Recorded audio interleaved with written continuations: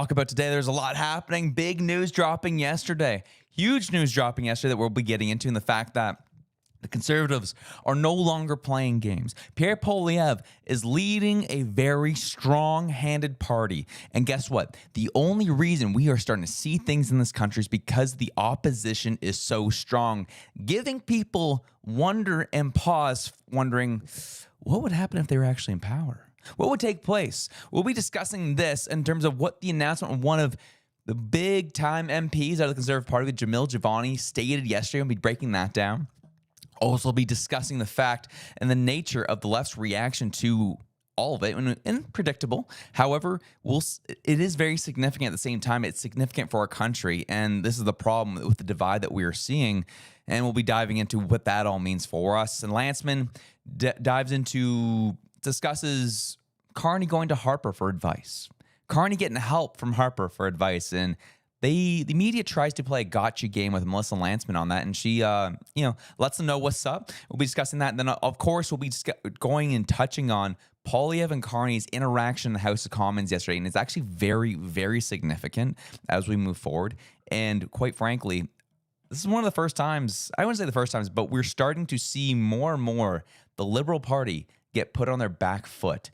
And, well, we'll be discussing all that and so much more. Welcome to the Elevate Podcast. I'm your host, Josh. You're getting value from today's episode. Take the time to like, share, and subscribe. It helps us to grow. It helps us to get to new audiences and helps people see there is something different than what the mainstream media has to offer. And now let's get into our first story, shall we? So here's the thing, folks. Before we start today, I have to admit, I'm mad. I'm very upset this morning. Just because mistakes happen and things take place that you'd wish they wouldn't take place, right? And what am I talking about? Well, I'm talking about my show yesterday. If you go on my YouTube, our YouTube page right now, if you go to our YouTube channel, you'll see that there is a video missing. And you'll realize that video is the video from yesterday. Video talking about Hillary Clinton potentially speaking at the Liberal Convention in Montreal. Turns out that was what they would call fake news. They would call that misinformation. Turns out that is actually not happening. The PMO has clarified what's happening with that, and they said that, no, that's not happening. And so people then wonder, like, well, Josh, where are you getting information from? What's happening? What's taking place? And I'll tell you this straight up. Yeah, my mistake on this one. I rely on a handful of sources, people that I trust, and quite frankly, all those individuals were saying the same thing and verifying the same piece of information. And I said, "Whoa, are you sure about this?" And they said, "Yeah, it's pretty clear this is happening." I was like, "Okay, fair enough." Then news comes out from the PMO that no, this isn't happening, folks. What are we doing here? And I'm turning around and I go to everyone individually and find out they are all basing their information off the same piece of information that was actually incorrect. So I was like, oh boy, y'all are going to have to make me do a retraction tomorrow and have to delete everything today. Great. Thanks, folks. Appreciate it. So yes, that is currently not happening. However, I also am not going to be put it by this. I'm not going to put it past them for something happening down the line that this could potentially take place. But that's why that video is now gone, and I think it's on me to do so. And also Ben Mulrooney shared about it because he was also posting about it as well, and he talked about it. And this was his take on it. And this is the thing, is I love the left piling on when we make a mistake and we are unclear and we end up pushing things that aren't true. But we are very quick to correct the record on that. We are always very clear and very quick to correct the record on it. However, the left, who yells at us all the time saying, "This is fake news, you need to correct it," they are the worst perpetrators of some of the most egregious misinformation out there. And they love keeping it up. And they not only do they keep that crap up, they continue to push it forward because they don't have principles. They don't really care.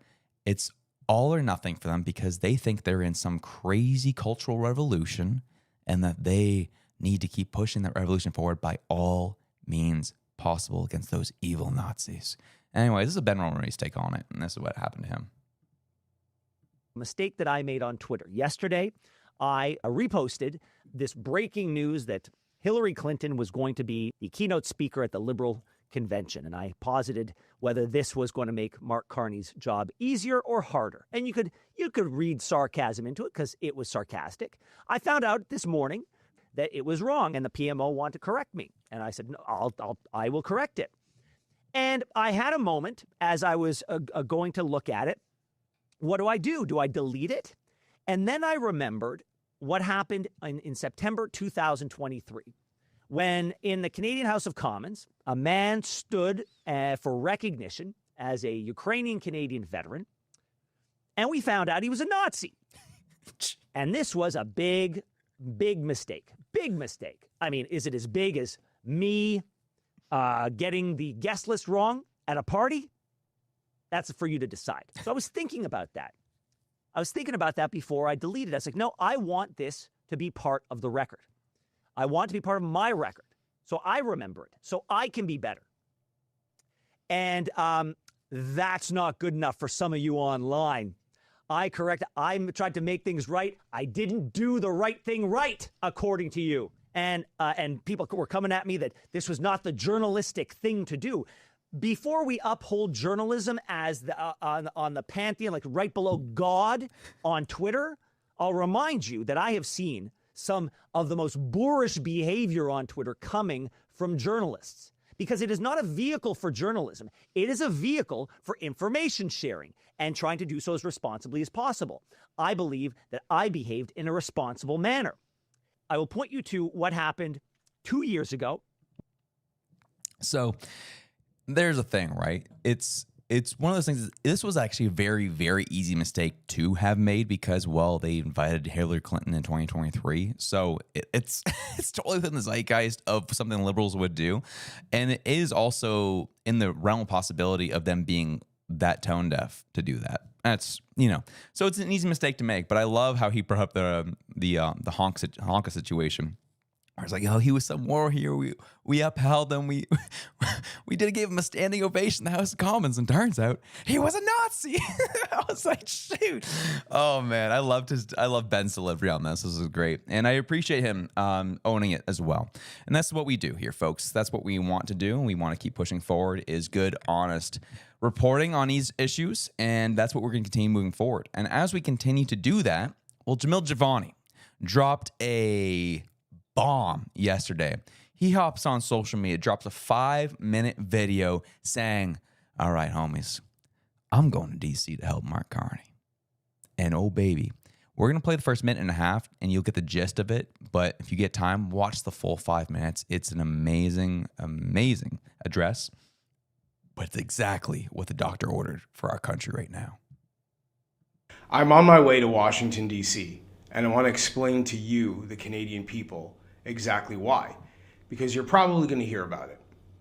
I'm going to Washington because I want to help Prime Minister Mark Carney be successful in negotiating a trade deal with the United States. Now that might sound counterintuitive because I am a principled conservative, he is our liberal Prime Minister, but the reality is that this is not a partisan issue. CUSMA and trade with the United States is so important to the Canadian economy and to our future as an independent, self-reliant nation that conservatives and liberals don't need to fight over this at all. In fact, we need to work together. The leader of the Conservative Party, Pierre Poilievre, has said as much. He has offered help from conservatives to the Liberal government on this issue, and I'm acting on that. In my opinion, this is not about posturing or politics.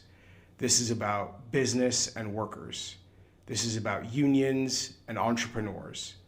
This is about whether we have a growing economy with stability for investment and opportunity for our young people, or whether our economy is perpetually in a state of uncertainty.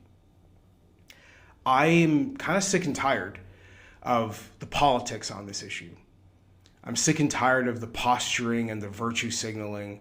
I'm sick and tired of people being worried about what someone's going to call you on Facebook or on social media comments, what the media might say. The reality is that there are people suffering right now in our country because of the state of our economy. And inasmuch as we want Canada to be as strong and independent as possible, the reality is that 3/4 of our exports go to the United States. And if we want an economy that is good for our young people, if we want an economy that supports public services for seniors in our communities, we've got to work with the Americans. Boom. Calling it for what it is. And this is what we've been calling for a long time. We see Reg in the chat here. And, you know, if you see Reg there, feel free to give him a shout. It's awesome to have him back with the show, at least in moderator form for now. I can't wait to have him back on the show once I get back to Halifax here. But this is a big move and something that we've been calling for and wanting for a very, very long time. This is the type of move we wanted during the last election. This is the type of move that we wanted 9, 10, 11, 12 months ago. This is what we wanted. This is what we were excited about. And I am very happy about this. I was talking to a couple MPs here at the convention. And, we're going back and forth. I was, congratulating them on the work that they've been doing. And they so me, and very much appreciated that. But the one theme that I had from some of these conversations was, once we're done with this leadership review, buckle up. We're about to make some very aggressive moves, and it's going to be fun. It's going to get interesting. Then, boom, this drops. And I was like, okay, the Conservatives are done playing now. We are, whether Mark Carney wants it or not, we are sending our ace right now. And to those who are kind of new to Canadian politics and new to what's going on, Jamil Javani has a very good relationship with Vice President J.D. Vance.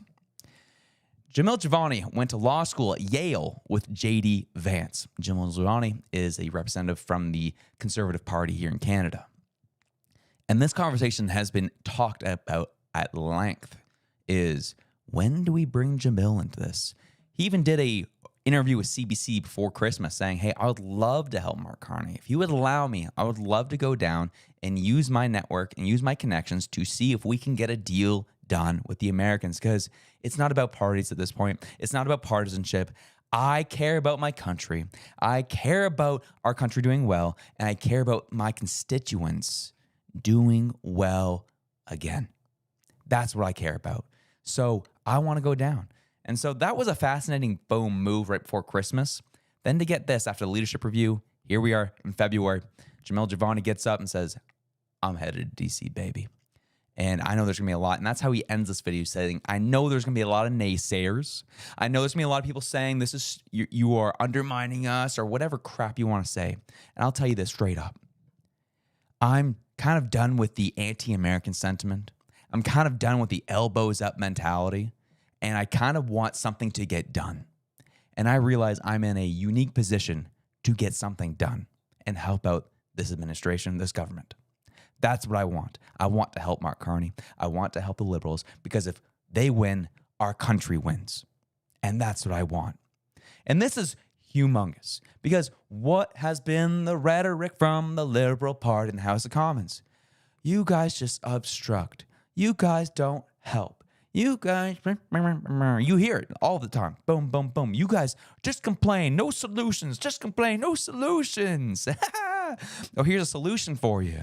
But guess what? Doesn't seem like you're too far out about this solution. The left, of course, lost their mind on this. And we'll get to that. But this is something me and myself and Reg have been talking about for a long time, is Conservatives to make a bold move and go south of the border.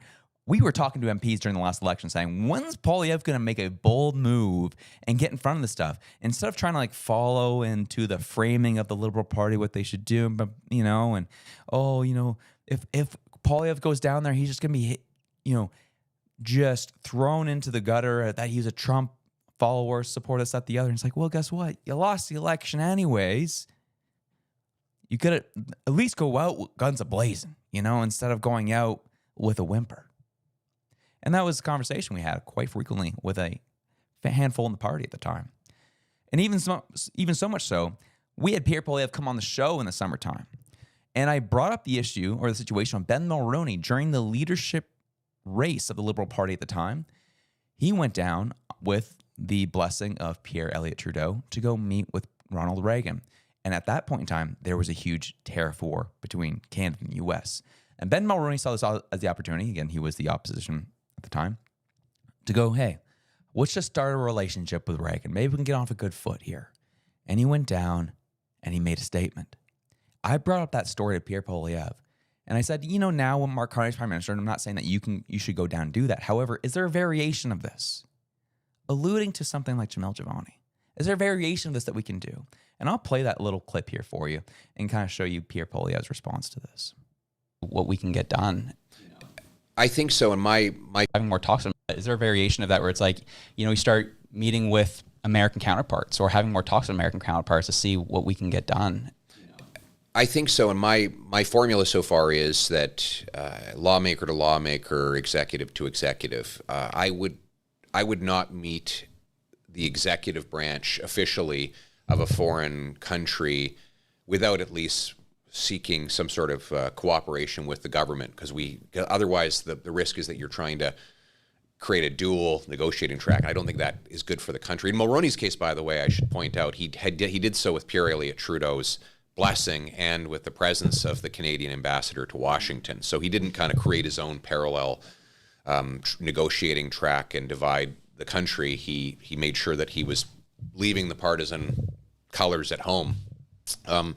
But that doesn't stop us from meeting with lawmakers. And at some point, at the appropriate time, we will be engaging with American lawmakers to make the case for Canada and to make the case for the North American relationship, which has been the best relationship the world has ever seen.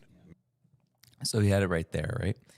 So Pierre Poilievre, again, taking the approach that the mature approach of, I wouldn't want to create a separate string of communication with Washington. I don't know if that's good for us. I don't know if that's good for our country. But now here we are probably 6 months later now. And Jamil Jivani, likely, I'm sure, they've been waiting with Jamil. They've been waiting to let him go. And my guess, with the blessing of Pierre Poilievre, and I'm sure there's been some type of conversation with Carney. I don't know. That's not been made public yet, that they're going to be sending him. However, I saw Reg say it down here as well, is Conservatives need to start playing to win and stop asking permission. And I agree. And this is that move. And I think you hear it in this answer where Poilievre doesn't necessarily rule it out, but he wanted to do things the right way.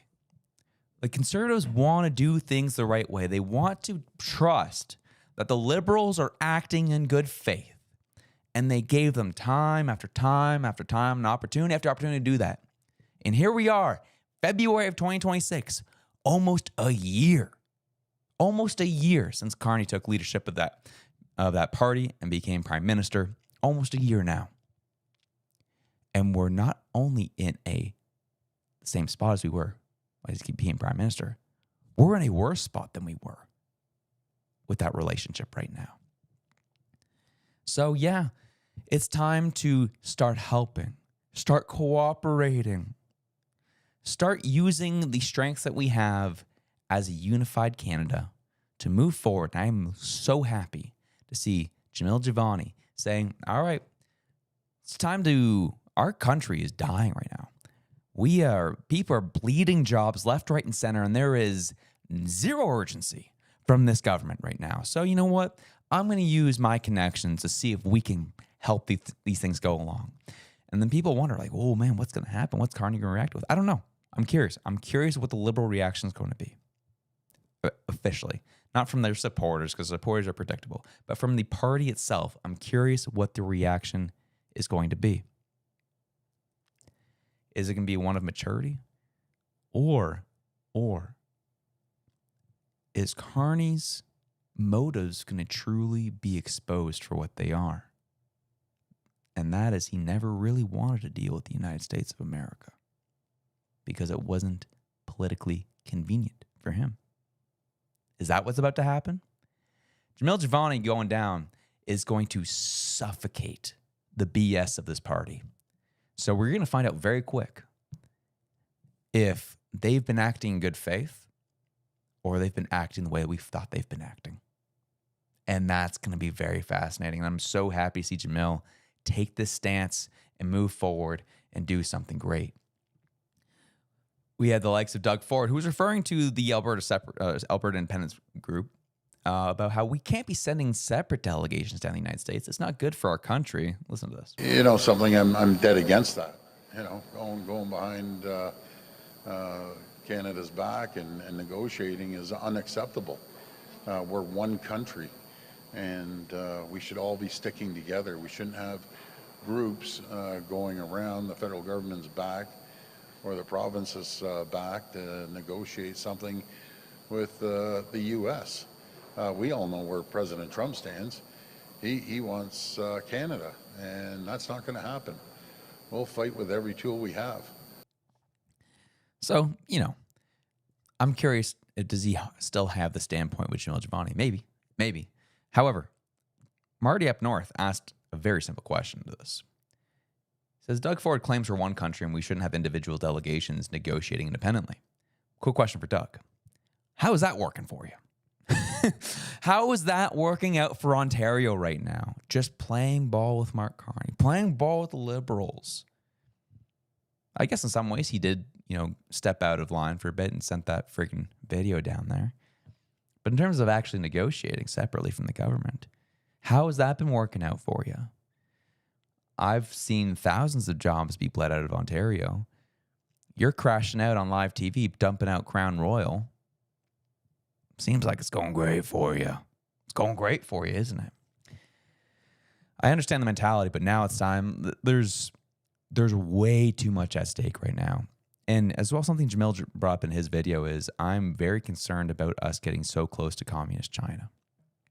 That's been concerning to me. Not excited about it at all. And if I can do something to prevent us from getting closer to China and stay closer to our largest trading partner, I'm going to do it.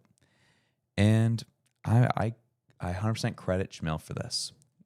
And so if we look at the reaction of the left, this is what they say. So we got Clay Thompson here, who's, 20,000 followers on X. Are conservatives trying to sabotage Canada, he asks. Jamil Jivani should not be going to Washington, especially now when Trump is attacking us. Pierre Poilievre should stop immediately. Show some leadership, Pierre. I'm going to tell you this much right now. Not only does Pierre probably know about this, this may have been his idea. Sorry to break it to you. But then all these unhinged comments is very wild. Rob Taylor, kind of saying what I just said. And Jen says this, we need to watch that something bigger is going on. That this is a distraction because this is a borderline treason. He can't do this. We don't want a relationship with the U.S. That isn't me speaking. Look at the numbers of people that won't go there. This might be a move to make Pierre look like a hero and stop him. Jamil can't do anything. There is something else going on. Wah. This is crazy. What's happening? These guys call him useful idiot. Jivani equals useful idiot for the White House Russian assets. These people are unhinged. This is crazy work. Some of this is probably bot work, but this is crazy work, the stuff that these people post. And some of the things these people believe. They truly believe this is treason. I'm sorry. Are you happy that your neighbors are losing their jobs right now because of a lack of a resolution on this? Are you happy with that right now? Look, probably are, because you're probably working one of the industries that have been growing underneath this government, which is HR, retail. Those are the things that have been growing under this government, right? So you're probably some HR lady, or better yet, you're probably collecting your retirement right now, CPP, and have nothing better to do. Is that what's going on right now? So that was one post. We move on. That wasn't the one. This is the one we've gone to here. So we have Fun Tom says, this is what foreign interference in Canadian politics looks like. Conservative MP Jamil Jivani is going to Washington to quote-unquote negotiate on tariffs. On what authority does he have? Being a Canadian who's in a position to do something, that's the authority. We elected a prime minister in the government for a reason. That government is failing you, Tom. I know it's hard to believe, but that's what's happening. Nobody has given you any authority to go and chat with your best bud, J.D. Vance, on behalf of Canada. Listen, Canadians, this is what's happening. Trump is under tremendous pressure from within. Nothing is going right for him. Minnesota, Epstein, the Melania movie that was only seen by 3 people, the increasingly negative impacts of tariffs on Americans, and their shifting view on his global tariffs. Increasingly negative sentiments on his senseless decision to pick a fight with America's greatest ally, Canada. A very popular Mark Carney globally.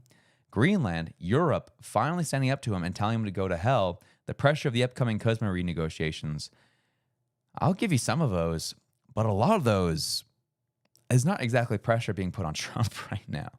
If anything, those are pressures on Carney right now. The pressure's on him to get something done. Trump needs to make some concessions somewhere in order to release the pressure valve slightly so he can breathe. Rather than let any of his enemies have any kind of perceived victory, they came up with an infantile scheme. Vance has called his bestie Giovanni to come to Washington, where Trump and Vance will give some kind of concession to Canada, even if only to walk back the 100% tariff Trump threatened, to relieve some of the pressure and tension on them at home, and pretend it's because of Giovanni's intervention. They hope to make PM Mark Carney look bad with this scheme, while giving a big win to conservatives. That's the plan. Watch. So, Tom, here's the thing. You were very quiet when, on the news, the things that we've discussed on the show, you were very quiet on this issue. When we discussed, I don't know, the deal that Jared Kushner got, that Mark Carney helped broker. And who's Jared Kushner again? Well, I don't know. Just Donald Trump's son-in-law. There's that connection that with that building in New York City that all of a sudden a brokered deal happened and Mark Carney took care of it. Brookfield was involved with that. That happened. You didn't suggest then that Mark Carney was in bed with Donald Trump and trying to do this to destroy Canada, did you? No, of course not. When there was actual money tied to the relationship, oh no, it's all fine. It's all good. But then some guy wants to use his university connection to better his country and get stuff on the right track because here we are a year later, nothing's changed, even though we were promised something would change. Well, guess what?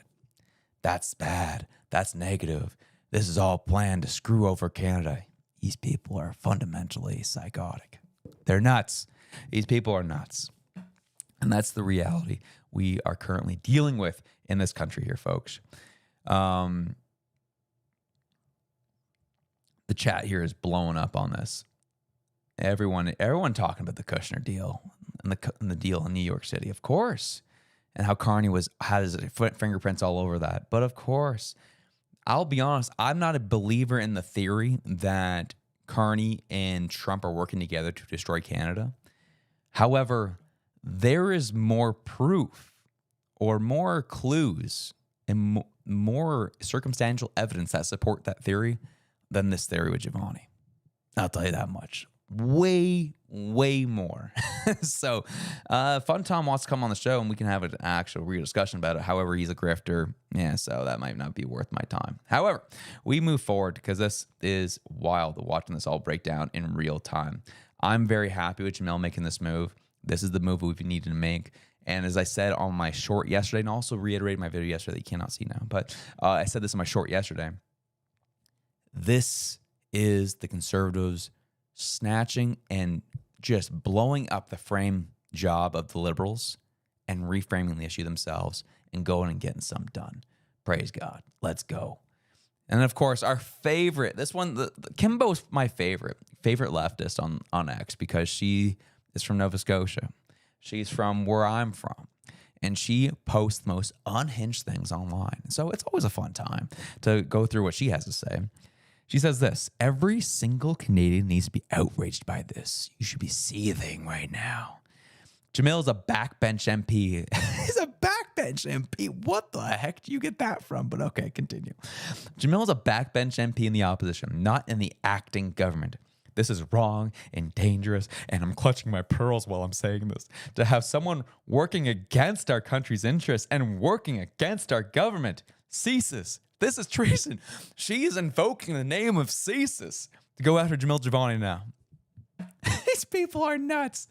The elbows up crude. And this is exactly what Jamil was referring to in his video. These people are going to come after him. They're going to come after him hard. And that's why he's getting in front of this, because these people are nuts. He's like, you guys have had your elbows up all year, and where's that gotten us? Nowhere. We've gotten closer to China. That's where we've gotten. Great. Awesome. Get out of my face. I'm going down to D.C. Screw off. These people are crazy. And I believe here Mark Carney was kind of giving a nice intro for Harper for his ceremony yesterday of his portrait being unveiled. And this was a variation of the Bronx cheer for Mark Carney as he's expressing some of these conservative values. This was fun. Came to Ottawa as a balanced budget conservative, believing rightly. Yeah.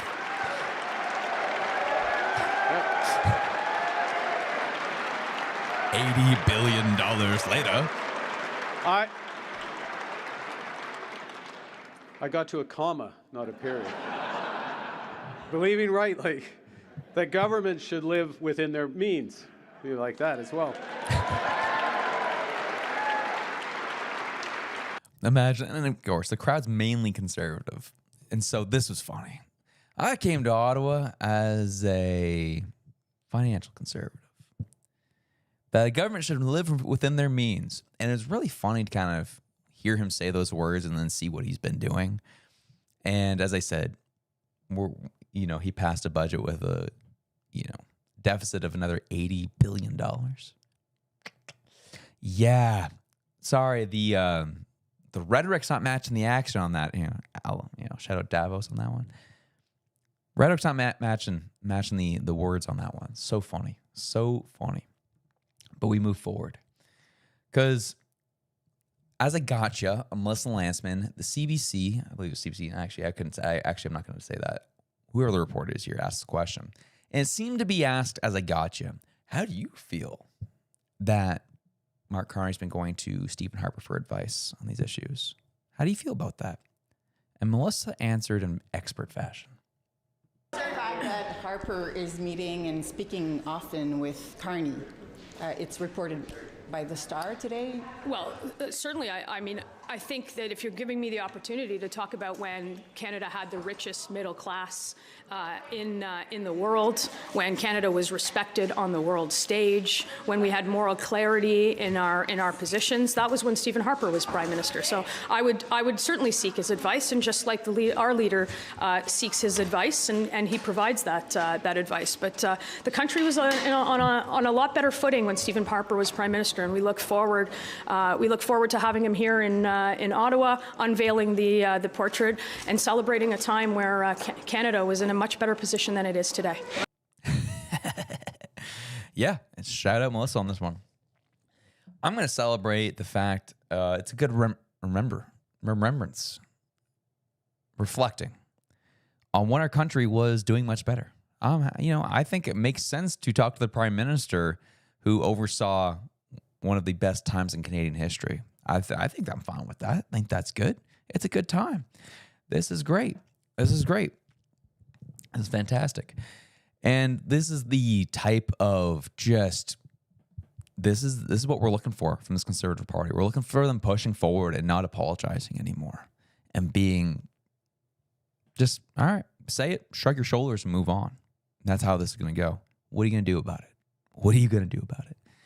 And that's kind of what we've been currently witnessing and watching. And, I know Christian and Harper did an event together and talked about a variety of things. And, Harper is pretty much, I would say, is more of an establishment conservative at this point. And I know that there's been reported, I don't know if there's any truth to it or not, tension between the Poilievre version of the Conservatives and how Harper would like to see things go. And, Harper is an establishment conservative. And he talked a lot about how he feels like the U.S. is our greatest enemy or greatest threat. I think he voiced something or a sentiment along those lines, and I was like kind of cringed a little bit. However, Harper gave a nice little closing remark here in the last 2 minutes. And, we're going to play this out and let me know your thoughts. And this was kind of interesting. If I have the right one, there we go. I will repeat that. I sincerely hope that mine is just one of many portraits of prime ministers from both parties, that will continue to be hung here for decades and centuries to come. But that will require that in these perilous times, both parties, whatever their other differences, come together against external forces that threaten our independence and against domestic policies that threaten our unity. We must preserve Canada, this country handed down to us by Providence, preserved by our ancestors, and held in trust for our descendants. We must make any sacrifice necessary to preserve the independence and the unity of this blessed land. As I've said before, le Canada est et a toujours été notre pays. Nous voulons que le Canada poursuive son épopée des plus brillants exploits et qu'il soit aussi fort et aussi libre que possible, à tous égards, le meilleur pays du monde.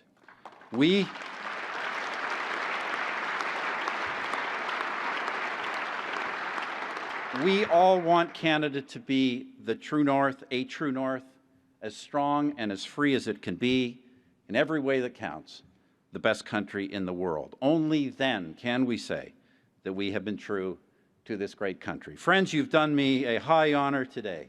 I truly appreciate it. Merci beaucoup. God bless all of you. God bless Canada.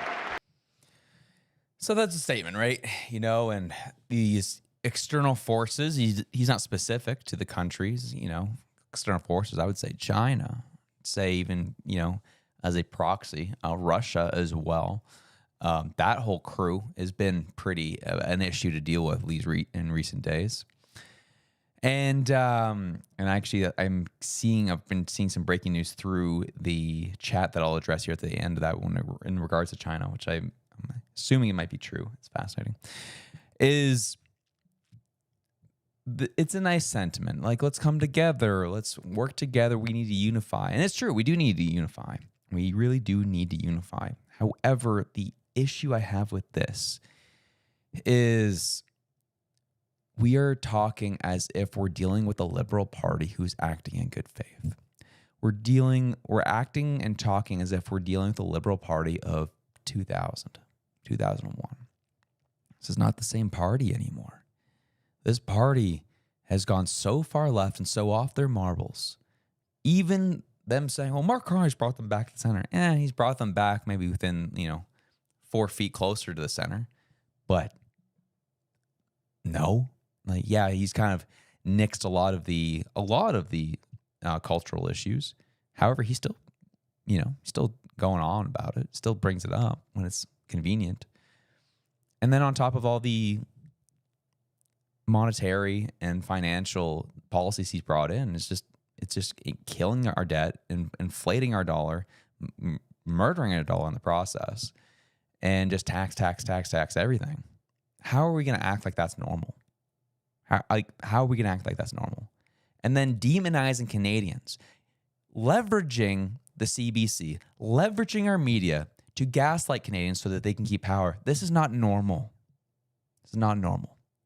I appreciate the sentiment coming from Harper here, but I disagree. I appreciate the sentiment, but I disagree. There's so much more going on. This is not 2000 politics. We're in 2026, and things have got increasingly bad in our political rhetoric, in our unity across our country. And I do believe we need to come together. But man, things have been so torched. And it's because we've had a government in power who, at any point, their power and the grab that they have on politics here in this country has been threatened. They instantly turn to politics to divide Canadians. And I'll tell you this much. I'll tell you this for free. We'll give you an example. Truth and Reconciliation Day is a prime example of that. I think it's an important day. I think it's a good day to kind of unify that relationship between Canada and our Indigenous people. I think it's important. However, the way that day originated was all because Trudeau was losing power, losing grip of the narrative. He was in this close to being in contempt of Parliament for not coming out about the Winnipeg lab leaks. This close.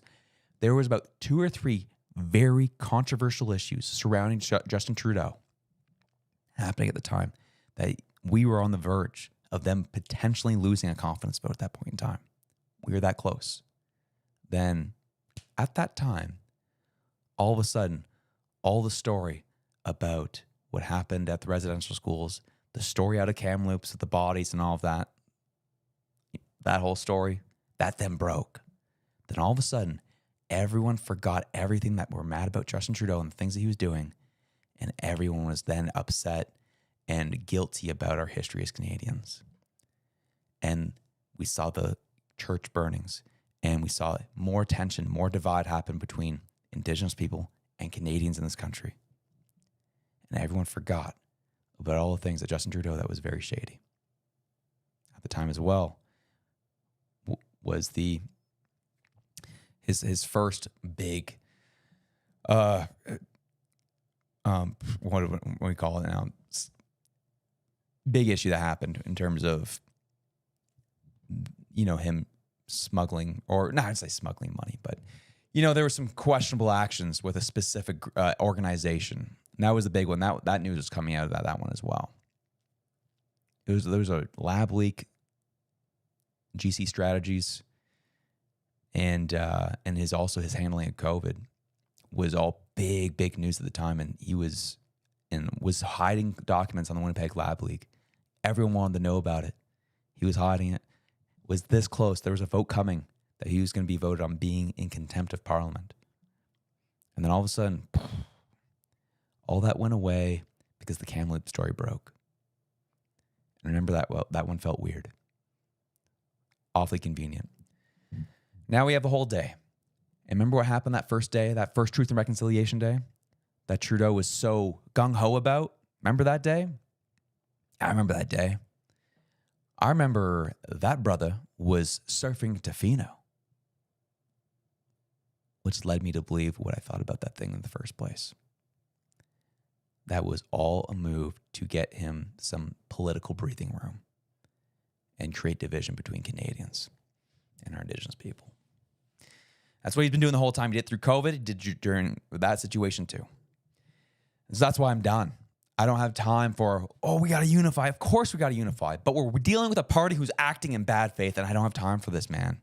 That's why I'm happy to see what Jamil Jabani's doing. That's why I'm happy seeing the moves the Conservatives are making, because our country is at risk and moves need to be made. So we saw this in question period yesterday, which I thought was very, very fascinating. So it was about a 4-minute back and forth between Mark Carney and Pierre Poilievre.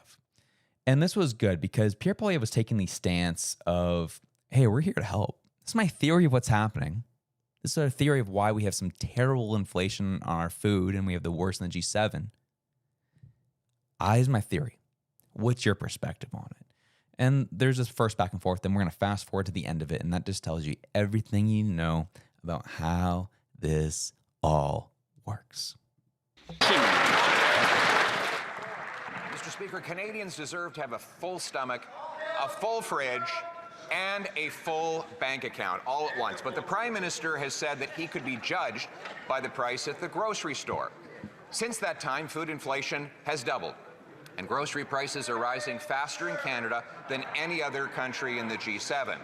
My theory is that his taxes, his carbon taxes on farm equipment, fertilizer, food processors, his new tax on diesel and gas is the cause. That's my theory. What's his? Hear, hear. The Right Honourable Prime Minister.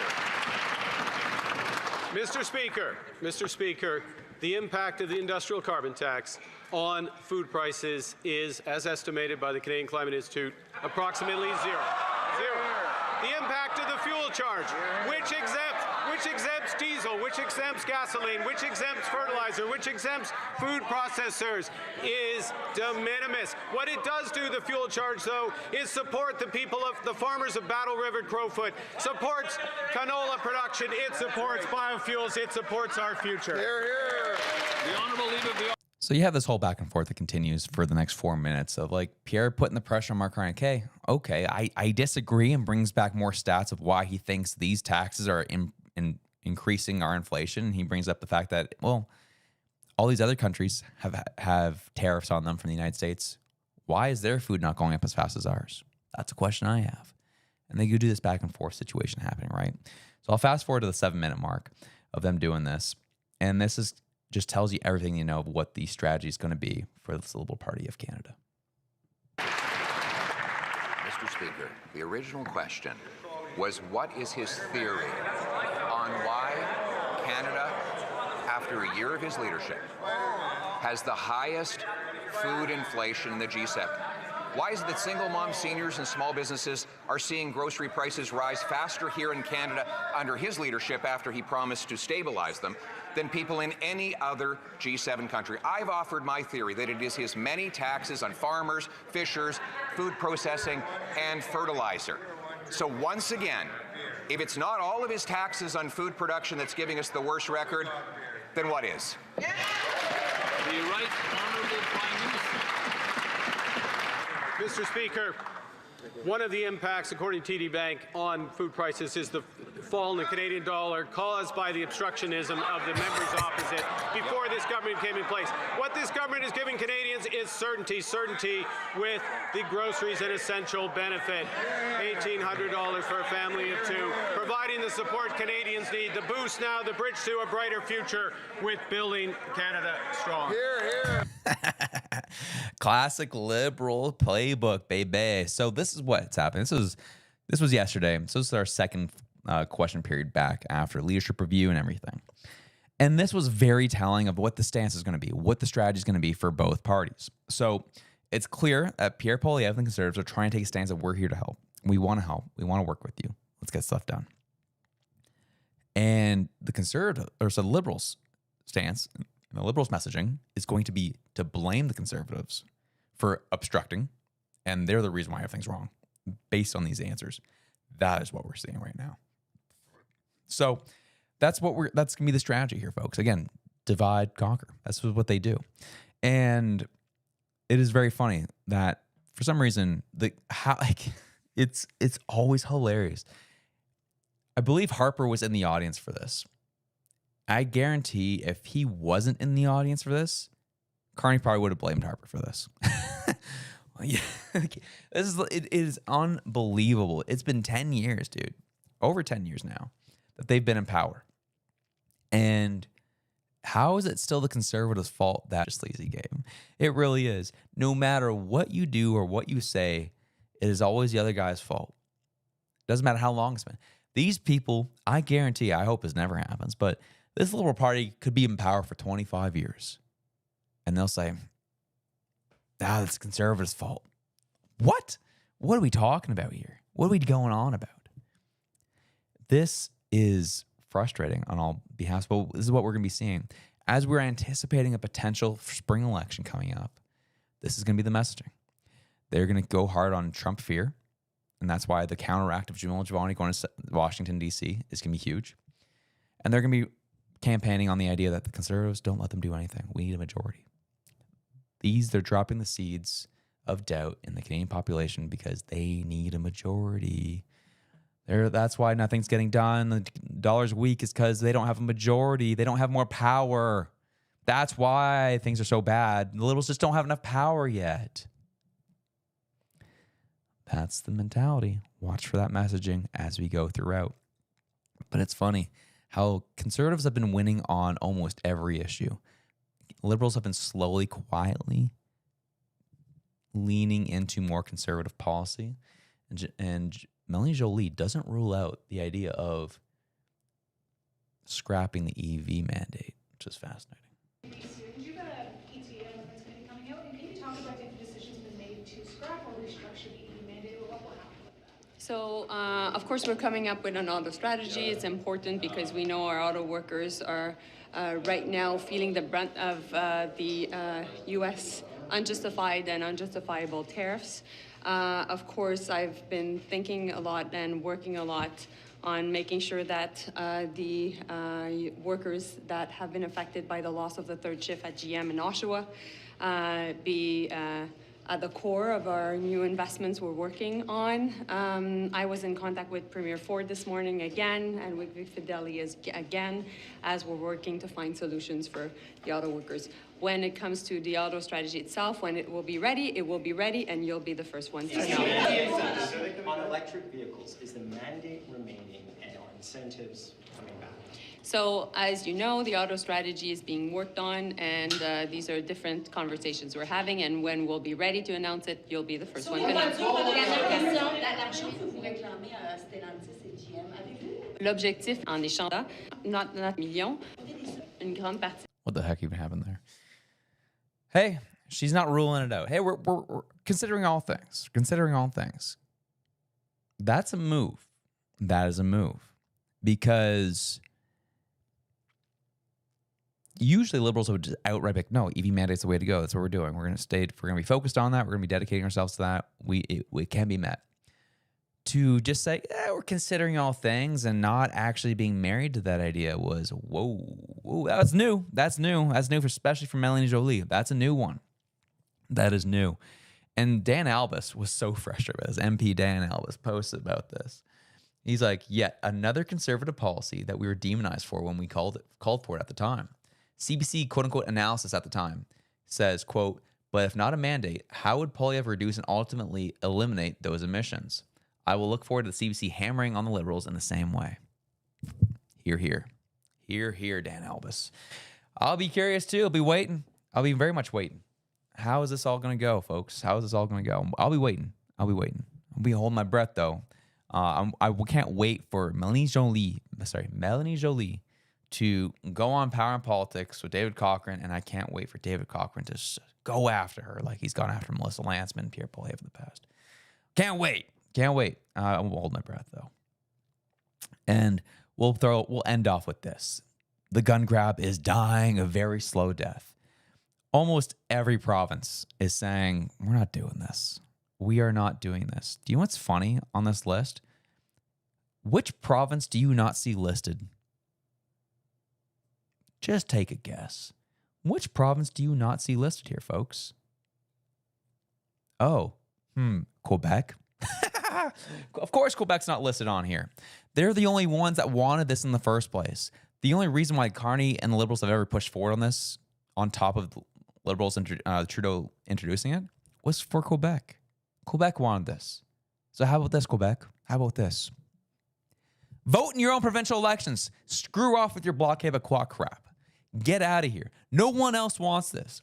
All these police departments are rejecting this. And why is this important that the police departments are rejecting this? Well, because Liberals don't have money to send the RCMP. They don't have money and the resources to send out the RCMP to do all this.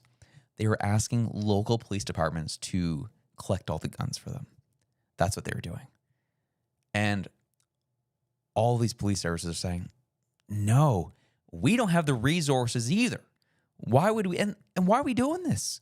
Why are we doing this? Why are we going to go and harass law-abiding citizens when we could just easily make this a federal issue and strengthen our borders and lock down on illegal guns in our country? How about that? How about we do that? Not come and wasting our time. And this is in part to huge moves from Tracy Wilson and her team at the CCFR for educating and getting out there and telling people what this is really all about. And because of that, people are rejecting this left, right, and center. And man, they're getting toast on this. They're getting absolutely toast. It's going to get to the point where no one's going to say, like, not to say no one, but many departments are going to be like, we're not doing this. And it's going to be back in Carney's court being like, all right, am I going to use RCMP resources to collect these guns and continue to expand the price of this gun grab? Or am I just going to surrender? We'll see what happens here, folks. We'll see what happens. It's so funny. I'm seeing the chat right now. Everyone's losing their minds. It's like, your audio sucks. This, that, the other. You know what? These are all leftists. 100% these are all leftists. It's giving me a hard time. And I see it in the chat. It's like, shut up. The audio is fine. Go home. I'm like, yeah, I'm not listening to these folks, man. It's these people who don't are having a hard time with their own devices and they don't know how to troubleshoot their own devices. That's the issue we're seeing here, folks. Let's go to the super chats and we'll finish the sucker off. Well, shall we? Mike Stewart 2099 says the CCP and its military, the PLA, are currently fighting in Beijing. They are. That news has been going on. That broke last week, and that's continuing. And that's a big news. It's big news because, well, China's at a very vulnerable point, and that's also nerve-wracking because Xi Jinping is going to start getting desperate and making big moves. So this is also nervous from a geopolitical perspective.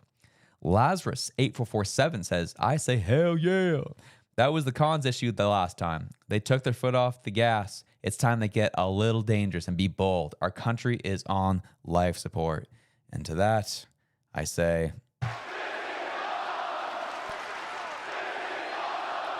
this indeed is awesome. Reg says, conservatives need to take leadership and stop asking permission. And I say, hear, hear, Reg, hear, hear. Can't wait to have you in studio here some point when I get back to Halifax. We can have some discussions. PT93 Music says, I think it's time Pierre goes for a meeting at Mar-a-Lago after Giovanni goes to DC. That would be a big move. It would be dependent on what the result of that meeting with Giovanni goes. And depending on that, it'd be interesting. Mark Gianblanco 9813, who is probably at this point our show's like largest donor. He's just dropping either $100 bills, $50 bills. Dang. Which grant is probably like $2 American for him. So it's big for us in Canada, though. Appreciate it. He said, America has the same challenge as Canada. Only one other superpower. Canada needs to stand with the USA or ? The rest of the chatter is just noise. Freedom or the unknown being sold as the good guys. Things are moving at lightning speed. 100% couldn't agree more. Mark Gianblanco is one of our American listeners. Really appreciate him tuning in. And very much appreciate your perspective on this and what you're bringing to the table. And I agree. Love to work this all out with the United States and figure what's going on. And let's get this deal done and move forward. And let's be good. Let's all be good. Let's move forward. What a name. What a name. I don't even want to know what kind of books you're reading, but all right. The Smutty Truth drops this. What do you think about Carney and Trudeau on the list? I'm actually kind of unfamiliar with it. I know there's various amounts of lists floating around. I haven't verified this yet. However, I'm pretty sure from what I've heard, those are just travel lists, and they can mean anything. They can mean something. I do know that Trudeau has a very dicey past, not just in politics, but in general in personal life. He's got some skeletons in his closet, so I wouldn't be surprised. However, I don't know. It's kind of one of those situations where we saw Bill Clinton at this current time. Was in a lot of photos, hot tubs with Epstein, but nothing of him going to the island. But a lot of other trips surrounding, all these things. And I believe Carney, and if Trudeau and Carney are in whatever list you're saying here, it's likely along the same lines. So there's nothing really much to say about it at this current time, but it's something to keep an eye out for sure. Yeah. Oh yeah. So funny. Nylock. I see Nylock and Reg talking in the chat. Me and Reg haven't been able to talk yet, but we had some very good conversations. I can't wait to inform Reg of things we discussed. It's going to be good. This has been, the floor crosser from the NDP is definitely tampering. Oh, dude, it's so interesting. So it's not really a floor crossing. But it is a switch up. And I know there's a lot of people who feel weird about it. And so what we're discussing here is the MPP, I believe, out of Ontario, who is an MPP for the NDP, is moving to federal politics and being part of the Liberal Party of Canada, who apparently is fairly far left. And that's getting people going. That's people getting real fired up. And I'm actually looking more into that. I'm waiting to see more of what happens with that, but it is peculiar on so many levels. And NDP aren't, the federal NDP are really frustrated about it. The federal NDP are very frustrated about it. So it's not really a floor crossing in the traditional sense, where it's changing the power shift in the House of Commons. However, the NDP are already struggling enough as it is. and to have one of their own at the provincial level move up to the federal level under a different party banner. Oh boy, it's spicy times. And so we'll see where all that goes.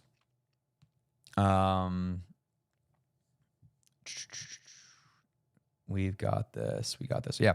So I think that's, we will leave that there, folks. I'm happy to say this much. This is my last episode with my traveling circus of a studio. Can't wait to be back into my OG studio. Can't wait to be back in Halifax. I am leaving today, so leaving technically tomorrow. And so no show tomorrow, but we'll be back on Friday to talk all kinds of stuff. And I talked about a couple days ago the situation at the PPC. Maxime Bernier went on Ben Mulroney's show, was asked if he'd retract that statement they made about the creators, and he said no. But then they deleted the tweet. PPC are in trouble, man. I know Mario. I know a couple other creators, I believe, have done videos on this where, let's just say, the idea of a lawsuit could be coming the PPC's way and they could end up getting cleaned out. Oh, that'd be rough. But here we go. You guys are awesome. This has been fantastic. You guys are fantastic. The chat's been awesome as per usual. Let's see what the final results were on the poll. We had over 1,600 votes. Holy jumping. And people overwhelmingly saying 87% saying this is a good move for the Conservatives to make with Jamil Giovanni. 6% say this could be backfire. That's probably those liberal bots that were coming in and causing trouble. And 7% say this is a nothing burger. Oh, man. And the smutty truth dropping dollars on the show right now. It says, buy a coffee on me. Will do. Will do. What? Honestly, that's the handle of the day right there. Holy jumping.